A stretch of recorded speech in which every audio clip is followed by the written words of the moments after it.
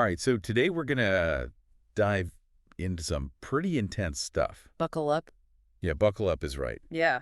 We're talking about the legal roller coaster that is, well, was former President Trump.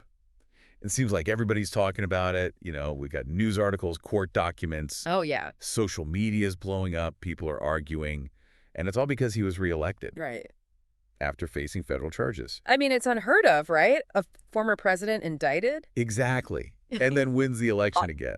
It's crazy. It really makes you wonder, like, what does this mean for the justice system? Yeah, and that's kind of what we're here to untack. We're going to dig into it. Deep dive. So where do we even begin, I guess, with Memon himself, Jack Smith? Special counsel Jack Smith, yeah. He's a whole character. He does seem like he came straight out of a movie. Oh, absolutely. He's got this reputation, right? Like a bulldog. Doesn't back down. The tough prosecutor, yeah. I mean, think about it. He started out in the Manhattan DA's office dealing with, like, really tough cases. Sex crimes, domestic violence, the hard stuff. Exactly. And then he moved on to the Eastern District of New York, you know? Got convictions in some huge cases, like the Abner Louima case, the police brutality one. Yeah, that was a big one. And the Ronnell Wilson case, the cop killer. Right. Even led the death penalty case there. Sounds like this guy doesn't shy away from a challenge. No, not at all. There's a story about him, I don't know if it's true, but sleeping in a hallway. Yeah. To make sure he got a witness's testimony. For a domestic violence case. That's commitment. That's insane, but it also kind of shows you what he's about, right? Definitely. He's all in. But, you know, he's not just this hard-nosed lawyer. There's another side to him. Right, the athlete. The triathlete.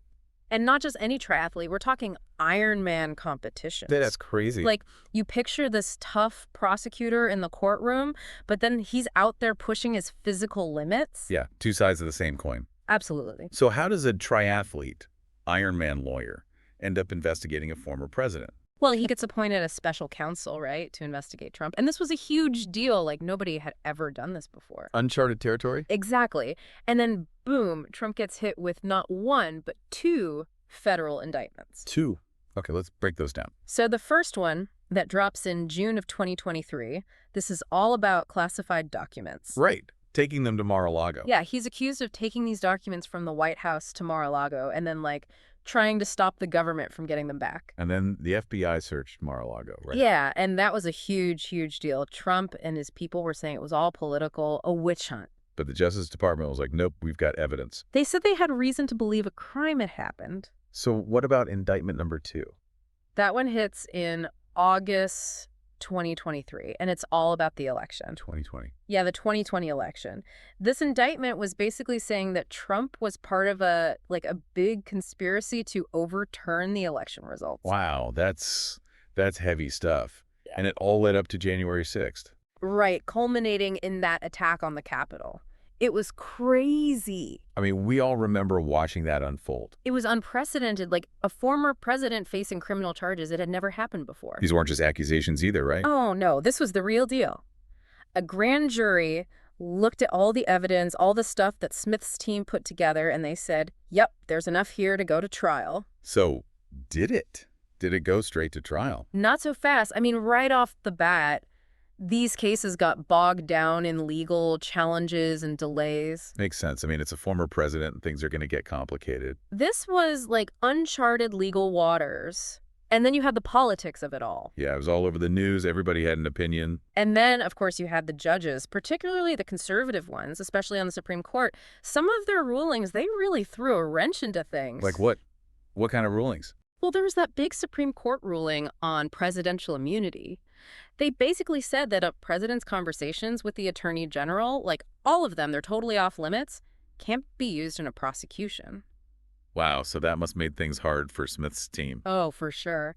And then you had Judge Aileen Cannon. She was the judge on the classified documents case, and she made this really controversial ruling. What did she do? She dismissed the whole case. What? Yeah, she said that Smith wasn't appointed properly as special counsel. That seems like a pretty big deal. It was. A lot of people, even some conservatives, they said she was wrong, that she was going against, like, decades of legal precedent. So it's back and forth, win some, lose some. Exactly. And then, in the middle of all this legal chaos... Trump gets reelected? 2024, he wins. And now we're in a whole new mess. The Department of Justice has this policy, right? They don't prosecute a sitting president. Yeah, but he was already indicted, right? As a former president. So what happens now? Nobody knows. It's never happened before.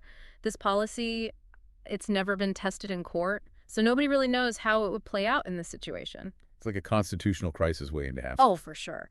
And the Yeah. public, I mean, people are freaking out, especially on social media. Strong opinions everywhere. Yeah, I can only imagine. So what were people saying? Well, Trump supporters, they were ecstatic. I bet. They were saying this whole thing was a witch hunt from the beginning, and this proves it. They must have felt like he was vindicated. Oh, yeah, totally. They saw him as a victim. Of the deep state. Exactly, the deep state. They were celebrating his win as proof that the people were on his side. And what about the other side? The people who opposed Trump? A lot of anger, a lot of fear. I can imagine. They saw this as a total failure of the justice system. Like he got away with it.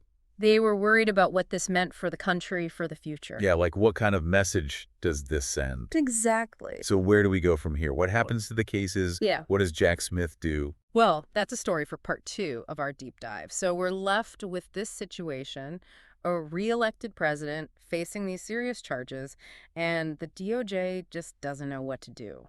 Yeah, and as you dig into the sources, it gets, I don't know, kind of scary. Some of the stuff people are saying. Like comparing it to what, like the rise of fascism in other countries? Yeah, and I mean, I get it, right? It's like, what happens when a leader breaks the rules and there are no consequences? Does that mean anyone can just do whatever they want? It makes you worry about, like, the future of democracy, you know? Like, could this happen here? Some people on social media are saying stuff like coup, authoritarianism. It's intense, and it makes you think, what does this mean for the rule of law?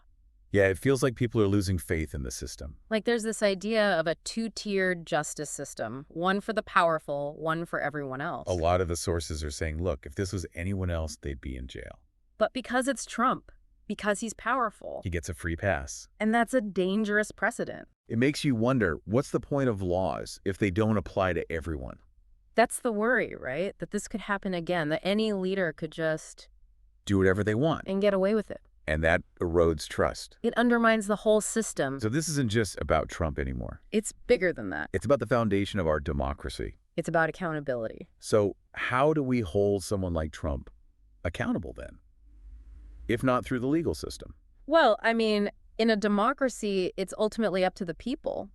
Through voting? Voting, yeah. Speaking out, holding their leaders accountable.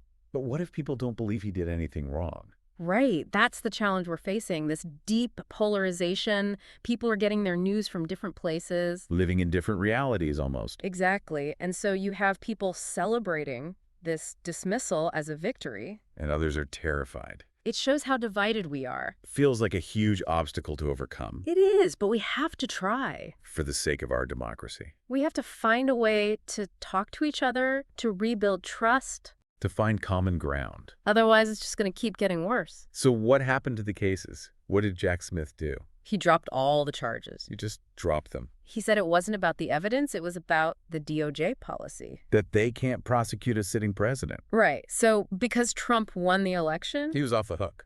It was a controversial decision. A lot of people were upset. I can imagine. He spent years building those cases. And then had to just let them go.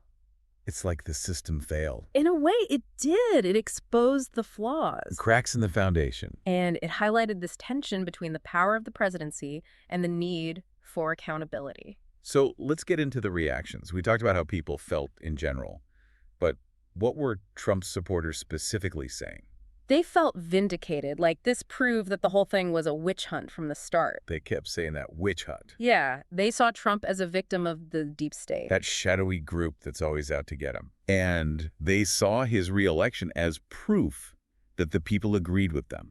That they were on his side. That the system worked. Because it stopped this unfair prosecution. But the critics, they must have seen things very differently. They were furious. They felt like the justice system had failed. That he was above the law. They used terms like two-tier justice system, banana republic. Like we're not a real democracy anymore. They worried about the precedent this set, that anyone in power could just get away with anything. And it fueled this anxiety about the future of the country. It's clear that this whole situation really shook people up. It did. It brought all these anxieties about fairness and justice to the surface. And it raised serious questions about the future of our country. So where do we go from here? How do we fix this? Yeah, what are the solutions? Well, that's what we'll talk about in the final part of our deep dive. So we left off with a sense of, like, unease, right? Like, where does this leave us? A lot of unanswered questions, a lot of fear, a lot of anger. The sources you gave me, it's clear that people are shaken. They're worried about the justice system, about fairness. Like, if it happened to Trump, can it happen to anyone? Exactly. And that's a scary thought, right? Like, are we all vulnerable? So, is there anything we can do? I mean, how do we fix this? Can we even fix this? Well, people are talking about solutions. One of the big ones is this whole DOJ policy about indicting a sitting president. That seems to be a major sticking point. A lot of legal experts are saying, look, this policy, it's never been tested in court. Right, we were talking about that. And it basically creates this weird loophole. Where a president can be, like, immune to prosecution. Exactly. And some people are worried that this could actually, like, encourage bad behavior. You mean like a president could just do whatever they want because they know? They can't be touched. That's messed up. It undermines the whole idea of checks and balances. So what are people suggesting we do about it? One idea that's gaining traction is to pass a law that specifically allows for a sitting president to be indicted. Whoa, that's a big change. Yeah, but the argument is that no one, not even the president, is above the law. It makes sense. If you commit a crime, You should face the consequences. regardless of your job title. Exactly. It's about accountability, you know? Equal justice for everyone. But wouldn't that be really hard to, like, actually make happen? It would be a huge political battle, for sure. Another thing that a lot of sources bring up is money in politics. Oh, yeah, that's a big one. Like, the idea that wealthy donors, special interests, They can influence the justice system. make it unfair. Right. The fear is that, like, our democracy is being bought and sold. That the rich and powerful can just, like, buy their way out of trouble. And that creates this sense of cynicism, right? Like, the system is rigged. So it's not enough to just change the laws. Right. We need to address this underlying issue of money in politics. So how do we do that? People are talking about things like campaign finance reform, stronger ethics rules. So we can limit the influence of big money. Exactly. Make sure everyone has an equal voice, regardless of how much money they have. It's a lot to think about, It is. It feels overwhelming. right? What can one person even do? Well, that's where civic engagement comes in. That's what a lot of these sources are emphasizing. Like getting involved, Yeah, staying informed, voting, contacting your representatives. making your voice heard. Democracy is not a spectator sport, you know? It requires participation, It's easy to feel powerless. especially in situations like this. But people are organizing, they're protesting, they're speaking out, They're not giving up. and that's important. It gives me hope. It shows that even when things are tough, People still believe in democracy. they're still willing to fight for it. So as we wrap up this deep dive, what's the most important thing for our listeners to take away from all of this? I think it's this. This whole situation, as messed up as it is, it's a wake-up call. Like, we need to pay attention. We need to get involved. We Mm. need to work together to strengthen our democracy, to protect it. Because if we don't... Who will? Thanks for joining us on this deep dive, folks. It's been a lot to process, Heavy stuff. but hopefully it's made you think, made you question, maybe even inspired you to get involved. Because that's what it's all about, right? It's about all of us working together to build a better future. Yeah. So stay informed, stay engaged, and stay hopeful. We're all in this together. And that's it for this deep dive. Until next time.